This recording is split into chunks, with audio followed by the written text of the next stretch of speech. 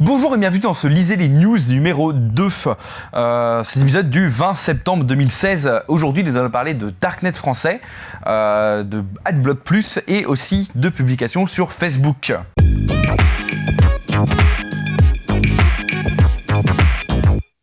Pour cette première news, nous allons parler des Darknet français et notamment de milieu underground. Parce que Trend Micro a publié un rapport d'environ 36 pages sur le Darknet français, où dedans il dit qu'il y a notamment 40 000 cybercriminels en activité en France, en tout cas de comptes, c'est ce qu'ils disent, et que ça génère entre 5 et 10 millions d'euros par mois, rien que ça. En tout cas, c'est un rapport qui est extrêmement intéressant à lire et qui vous permet de voir un peu ce qui s'y passe, de voir un peu comment fonctionnent les mécaniques sociétales en plus, sur comment les gens se font confiance dans ces milieux-là, sur comment ils sont payés, comment ils arrivent à effectuer des services de manière totalement anonyme. Et notamment qu'est-ce qui peut être vendu là-bas, que ça soit il y avait de la drogue, des armes, mais aussi des choses beaucoup plus intéressantes comme par exemple des cartes d'identité ou encore des passes PTT. Vous savez, des petites passes du facteur pour pouvoir ouvrir n'importe quelle porte et n'importe quelle boîte aux lettres.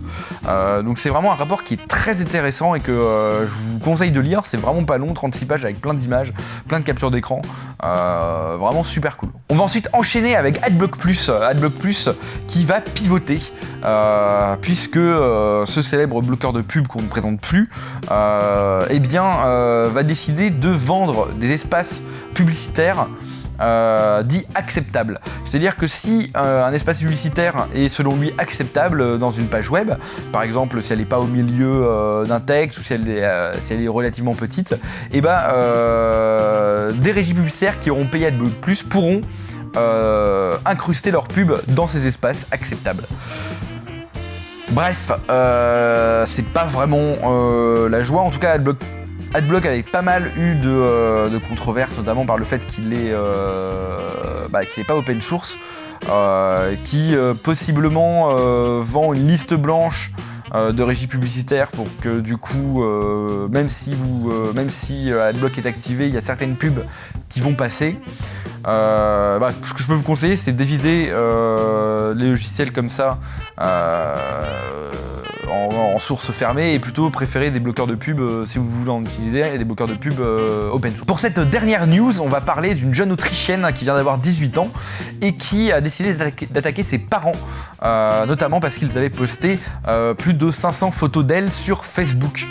Donc que ce soit des photos d'elle étant jeune, étant bébé, notamment pour non-respect de sa vie privée. Cette affaire relance un peu le débat sur tout ce qui est vie privée sur internet et notamment tout ce qui est droit à l'image sur des sites comme Facebook par exemple. Il faut savoir que si vous postez une photo ou une vidéo sur Facebook, le contenu vous appartient toujours. En revanche, vous donnez à Facebook une licence d'utilisation, de modification et même de commercialisation de tous les contenus que vous pouvez poster. Donc c'est des choses quand même à prendre en compte quand vous décidez de poster la photo de votre dernière soirée complètement bourrée. En tout cas, moi j'ai pas de certitude sur ce sujet, s'il faut poster les photos de ses enfants ou s'il faut pas les poster. En tout cas, faites comme vous voulez, de toute façon si ça vous fait plaisir. En tout cas, n'oubliez pas que votre gamin pourra vous rendre des comptes plus tard. Et enfin, on va parler des news de la chaîne.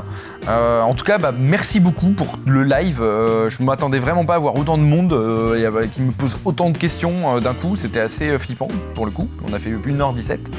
Ça va être accessible normalement, je vais le mettre en lien encore en plus, parce que c'est sur Facebook du coup. Au sujet des prochains épisodes, on va voir du coup la Darknet partie 2 qui sortira quand il sortira déjà, parce qu'il faut que je finisse de l'écrire et ça va prendre un peu de temps du coup parce que je sais pas vraiment quel angle je veux vraiment me positionner sur cette partie. En tout cas, il va sortir bientôt. On va ensuite avoir aussi le HS numéro 2 sur Mr. Robot, où là on va parler de la saison 2 épisode 1 de l'épisode, et je vais essayer de le faire vraiment très rapproché de la fin de la saison 2 de Mr. Robot pour le coup. Je pense que ça pourra être intéressant de revoir un peu les techniques qui sont utilisées, notamment dans l'épisode 1 de la saison 2, c'est vraiment super intéressant. Et ensuite, j'ai été invité aux assises comme les 2 dernières années pour faire un peu une revue de presse, faire tout ce qui est presse là-bas. Et cette année, je vais décider de faire un documentaire reportage là-bas où je vais interviewer plein de gens. J'ai pas encore exactement le format, je pense que ça sera entre 20 minutes et 30 minutes, enfin ça va être très très compliqué je pense à faire, mais en tout cas j'ai énormément de motivation et je pense que ça va être quelque chose de très très cool à voir. Et pour finir, quelque chose d'un peu plus personnel, si vous n'avez pas vu, il y a Antoine Daniel, le pape des internets, qui a publié une vidéo très touchante il y a 2 jours. En tout cas, moi, tout ce que je peux dire là-dessus, c'est que je le rejoins pas mal. Ça m'a fait beaucoup réfléchir aussi à ce que je pouvais faire en tant que vidéaste, quelle vidéo je pourrais faire, etc. Et je le rejoins totalement sur ce concept de vouloir faire un peu tout ce qu'il veut, tous les différents formats qui lui plaît, et pas rester enchaîné à un format de vidéo. C'est pour ça que je pense que après l'épisode sur les Darknet partie 2, je vais mettre un peu ça en stand-by, le temps de faire, j'en ai déjà parlé sur le live, j'ai envie de faire une web-série, je suis en train d'écrire une web-série de 4 épisodes pour l'instant, qui va durer 5 minutes chaque épisode, donc c'est vraiment un format très très court. Ça va parler de sécurité, ça va être un mix entre